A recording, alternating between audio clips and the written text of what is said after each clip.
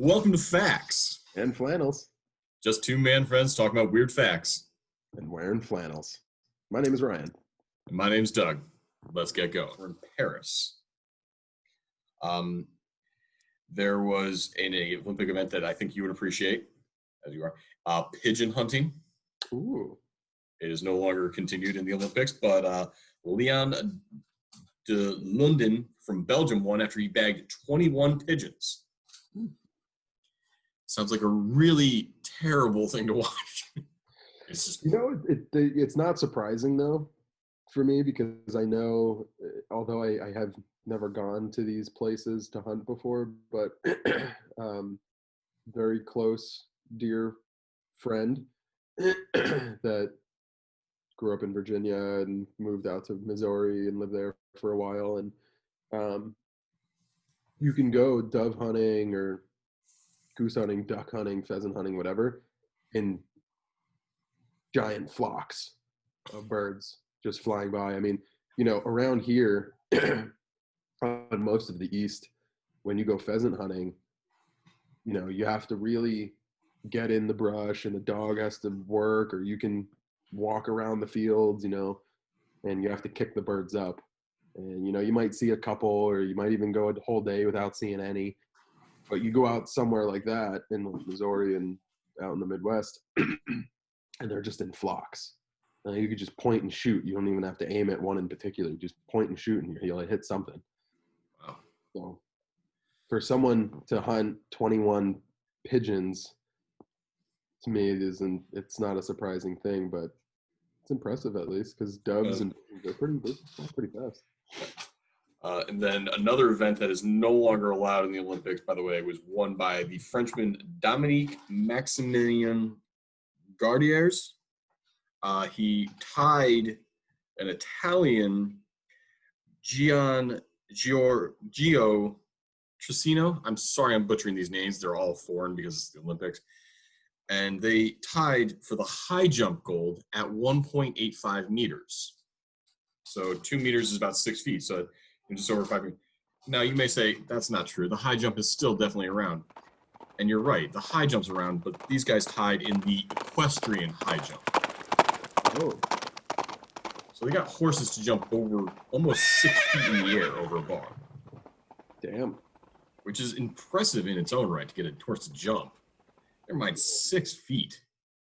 Yeah, that's a solid jump. I mean, I don't know. They also stopped that immediately after. They also, consequently, that Olympics also had the horse long jump event that no longer is allowed. I cannot find any records of who won that with how far the horse long jumped. Huh. It's just like the weird, why was that, why create that? Interesting. But let's come to the coup de grace, if you will. So use another foreign word that I can actually say, the coup de grace. The marathons. Marathons have got to be the most ridiculous event I've ever heard about in the Olympics, simply for some of these people. So, 1912 Olympics, Japan's Shizo Kanekuri traveled to Stockholm from Japan. It took him 18 days to get there because it was 1912, and it took him a while, so he had to go across ship, train. It was a very, very stressful ride for him. He needed 5 full days about getting there just to recover his body, because he was so jostled and cramped. He just couldn't do it. Then in Sweden, they ran the marathon in what was record heat for them at 77 degrees Fahrenheit, which doesn't sound that hot, but nobody had prepared for that kind of heat in Stockholm to run in that. Half the runners in the event got hyperthermia. Wow. And Kanekuri, he had some other problems. He ate a lot of local food, which didn't sit well with him. And midway through the race, he lost consciousness. Which sounds like a problem, and it is. But he happened to be near a farm. The family saw him, and they took him in. They cared for him. They got him back to full health. But he didn't finish the race. You can't do that. So in doing that, he felt like he had failed his country, and he basically left and went back to Japan. because he felt like he was a failure to his country. One major problem with that, he didn't tell anybody in Sweden or any of the Olympic officials. He just left. Thus began a 50-year quest by Sweden to find Shizo Kanekuri, the mysterious marathoner who just disappeared. They didn't know he went back to Japan. They had no idea where he went. They literally sent search parties looking for this guy along the marathon track and couldn't find anything. Wow. In 1967, after they finally found him and realized he was back in Japan, Swedish television did a promotion where they invited him back and let him finish the race. Meanwhile, he now had been married, had 6 children, 10 grandchildren, but he is officially the longest time of a runner to finish the marathon at 54 years, 8 months, 6 days, 5 hours, 32 minutes, and 20 seconds. I have a pretty good feeling that that's never going to get beat. I have a feeling that nobody will ever break that record. Yeah. But yes. Just tell someone you're going home. You know what I heard, and I don't know how much this is true. I know my wife's dad has run marathons before. But like those ultra marathoners, what I've heard as a rumor, I don't know if it's true, is that you obviously can't stop to go to the bathroom. And so while you're running, you just go. I have heard something. So those are like very competitive ultra marathoners. If you're just like a guy who's like, I can run an ultra marathon, you can stop. Right. My sister actually has run a bunch of those. Like people who are trying to run to like win. Yeah, I don't think they stop very well. They just like shit their pants. I mean, I'm pretty sure there's like photos of like shit coming out of people's shorts. Ooh, that's not a mental picture I want. Yeah. Yeah. My sister told me one of the best foods. Enter fun video of cats trying to puke.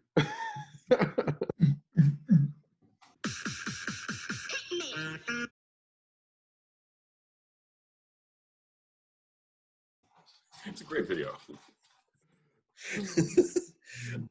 My sister told me one of the best snacks you can get when you're running an ultramarathon, because they have like food stations to like give you water and stuff like that, is boiled potatoes. It's like good carbo load right there. But like I said, Shizo is nothing. That's nothing. Shizo he finished the race. I'm going to tell you about the 1904 St. Louis Summer Olympics Marathon and the absolute party that this was. Because I'm telling you, the Olympics is fascinating. So this was in St. Louis. It was in the summer. James E. Sullivan was the chief organizer of the Olympics, and in his infinite wisdom, he decided that he would set up one water station along the entire marathon course. 26.2 miles, you get one water stop. Hope you're hydrated. It was at the 11-mile mark, and not even in the middle, but okay. Not even in the middle. They also didn't plan on that because it's the summer in St. Louis. It was 90-degree heat at the peak time of running this race. Over unpaved roads that were just dirt, so they just kicking up dust and dirt. His reason for doing this was that he was a scientist and wanted to conduct research on, I'm going to quote this, purposeful dehydration. So go science. I don't know why you have any part in the Olympics, but go science. 14 of the 32 people finished the race. Everyone else like basically dropped out.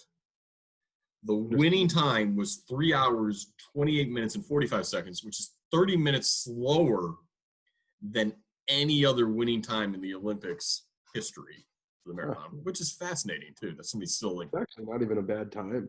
Like, really not 3 hours. Like, but yeah, so let's talk more about this. So the other important things about this marathon, one of the near fatalities happened, and I say one of because there were multiple near fatalities, which should tell you something about an Olympic marathon. There were near fatalities. Was William Garcia of the United States, who was found lying along the marathon road course on the road dying of severe internal injuries caused by breathing the cloud dust that was kicked up by the race officials' cars.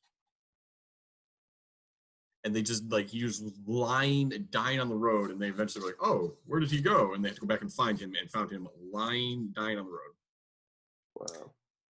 Wow. This marathon also was the first marathon to have two African runners in the Olympics. They were two tribesmen named Len Tao and Jan Mashani. Tao finished 9th, and Mashani finished 12th, which they were disappointed with, because observers thought that Len Tao should have done better. However, he was chased a mile off the course by aggressive dogs that got up. So he ran a marathon plus a mile. Because he had to get chased off by them. The winner, quotation mark winner, was a guy named Fred Lors. Fred Lors was declared the winner. He got there. He met Alice Roosevelt, who was Teddy Roosevelt's daughter at the time. And then they were, about to be awarded the gold medal when officials were like, say, did you actually finish this race? And Fred Lors, bending to that immediate pressure, and despite everyone thinking he was joking, he stopped running at the 9-mile mark, got a ride back towards the stadium in his coach's car, waving at spectators and other runners alike. So they saw this happening. At the 19th mile mark, his coach's car broke down, so he had to run the remaining 7 miles back to the finish, and he won. They immediately stripped him of the gold medal. They immediately banned him for a year, and then he went on to win the 1905 Boston Marathon of his own accord. So let's put this in like modern times. Could you imagine someone like in the triathlon or something, they do the biking and then it's time for the swimming, and instead they just like hop on a quick boat and like take them They're literally like patting people on the back, like, hey, keep on swimming, good job. Like, drench themselves in water and then and then start running. Like what? This isn't, yeah, like, wow, how is this allowed? I'll get to the actual winner in a minute because I think that's the best one. But there was another man who ran this race. He was a postman from Cuba named Andarin Carvajal. He arrived at the last possible moment to run because he got there from Cuba. He came into New Orleans and immediately gambled away all of his money to get from New Orleans to St. Louis. Lost all his money. He had to hitchhike to St. Louis from New Orleans because he had no money. He showed up in like a suit that he had been wearing because he had been wearing, and they're like, you can't run in that. So he then proceeded to say, does anybody have a pair of scissors? Cut the sleeves off his suit jacket and cut his pants into shorts and said, I'll run. He finished 4th despite this giant anecdote. He hitchhiked to St. Louis, but he didn't have any money. So he hadn't eaten for 40 hours by the time he got there. Still finished 4th because he was running the race and said, oh, hey, look, an apple orchard. He went to the apple orchard to get a bite to eat because he was hungry, which also shouldn't be allowed in any Olympic competition that you can stop and just eat an apple. But the apples he ate were rotten. So he had strong stomach cramps and had to lie down to take a nap. And still came in 4th. Still came in 4th. I can't make, this is 1904. Like, this is like the modern world in a way. Yeah. He finished in 4th place after waking up and going, yeah, I feel better. And then just continued to run the rest of the race with, yeah. That's crazy. However, let's talk about the winner. The winner of all winners, Thomas Hicks. Thomas Hicks won the marathon, was declared the winner after Fred Lors was declared to have cheated. you can't take a ride for 10 miles in a car and Right. marathon work. He was running and 10 miles from the finish, he led the race. He was leading at that point, or so he thought. I mean, Fred Lors is 20 miles per hour ahead of him. He started getting woozy, started losing his cool. So his trainers came out there and they had to no, you need to keep running, and basically refused to let him stop and lie down despite him being tired and not really feeling good. He continued to battle onwards because they were able to help him, and I'm going to get to why they were able to help him in a second. He continued to battle onwards, hallucinating, barely being able to walk for the rest of the course. When he reached the stadium, his support team eventually had to just carry him over the line, which, again, shouldn't be allowed. But, however, they were holding him in the air while his feet shuffled as if he was still running. And then he proceeded to be carried off the track to the doctor's station, where he was treated by several doctors, and they discovered he lost 8 pounds over the course of that marathon. Now, let's talk about how they were able to keep him going. Gatorade wasn't a thing. Yeah. This wasn't. Gatorade wasn't invented until the 60s by University of Florida. That's why it's called Gatorade. Fun fact. Yeah. Mm-hmm.